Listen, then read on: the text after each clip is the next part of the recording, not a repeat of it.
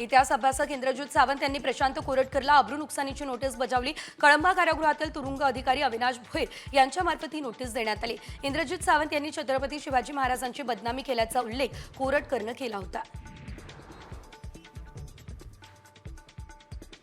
Comedian Kunal कामराला आता मुंबई उच्च न्यायालयाचा मोठा दिलासा मिळालाय। मद्रास हायकोर्टाचा निर्णय जो आहे तो कायम ठेवण्यात आलाय। मुंबई हायकोर्टानं कामराला अटकेपासून दिलासा दिलाय, तर 17 एप्रिलपर्यंत अटक करू नये असे निर्देश हायकोर्टानं दिले।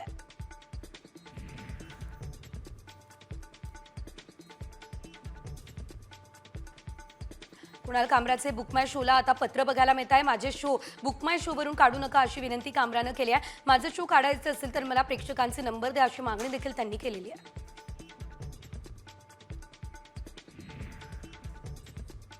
बदलापूरच्या अक्षय शिंदे बनावट चकमक प्रकरणी आता उच्च न्यायालयानं राज्य सरकारला दणका दिलेला आहे। या प्रकरणामध्ये संबंधित पोलीस अधिकाऱ्यांवरती तातडीने गुन्हा दाखल करा हे आदेश उच्च न्यायालयानं दिले। आता या निकालाला सर्वोच्च न्यायालयामध्ये आव्हान देण्याकरता राज्य सरकारनं केलेली मागणी फेटाळण्यात आलेली आहे।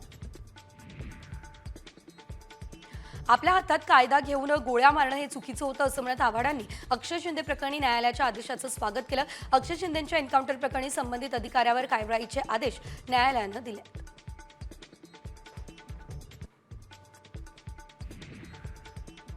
शिर्डीमध्ये 3 दिवसीय रामनवमी उत्सवाची दहीहंडी फोडून सांगता झाली आहे। साईबाबा संस्थानचे अधिकारी, शिर्डी ग्रामस्थ आणि साई भक्त मोठ्या संख्येने या दरम्यान उपस्थित राहिले। 3 दिवसीय रामनवमी उत्सवानिमित्त साई संस्थानकडून विविध धार्मिक कार्यक्रमांचं आयोजन करण्यात आलं।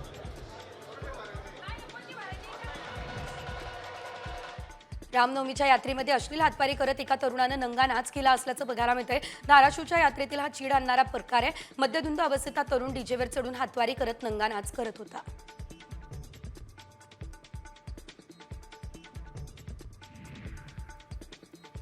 विरारमध्ये रामनवमीच्या शोभायात्रेदरम्यान गोंधळ झाला असल्याचं दिसतंय, तर एकता पार्क्सविले इमारतीजवळ रामनवमीच्या यात्रेवर अंडी मारल्याचा आरोप रामभक्तांनी केलाय। दरम्यान पोलिसांनी घटनास्थळी पोहोचून परिस्थितीवरती नियंत्रण मिळवलं, तर एका संशयित तरुणाला पोलिसांनी ताब्यातही घेतलं।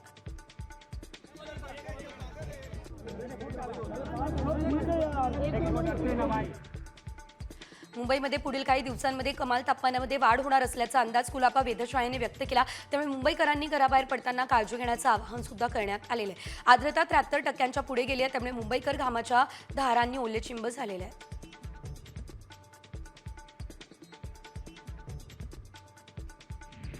कल्याण डोंबिवलीमध्ये 2 दिवसांपूर्वी धुळीच्या वादळासह पाऊस झालेला आणि आता वातावरणामध्ये आमूलाग्र बदल होत आहेत, त्यामुळे उष्णतेच्या लाटेकडे प्रवास सुरू असल्याचं हवामान तज्ज्ञांचं म्हणणं आहे।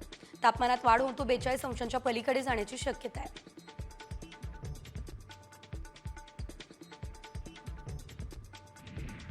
विदर्भातील तापमान गेल्या येत्या 2 ते 3 दिवसांमध्ये 44 अंश सेल्सिअसच्या वर जाणार आहे। ही माहिती हवामान विभागाने दिली। विदर्भात सध्या सामान्य तापमानापेक्षा 3 अंश सेल्सिअस जास्त तापमान असल्याची माहिती हवामान विभागाने दिली। विदर्भातील अनेक शहरांमध्ये उष्णतेची लाट येण्याची शक्यता हवामान विभागाने वर्तवली। अकोल्यात या मोसमातील सर्वात जास्त 44.2 अंश सेल्सिअस तापमान नोंदवलं गेलं। काल अकोला हे महाराष्ट्रातील सर्वात जास्त उष्ण शहर होतं। या वाढत्या तापमानाचा परिणाम अकोल्याच्या जनजीवनावरती झाला। जिल्ह्यातील नागरिकांना स्वतःची काळजी घेण्याचं आवाहन प्रशासनानं केलं।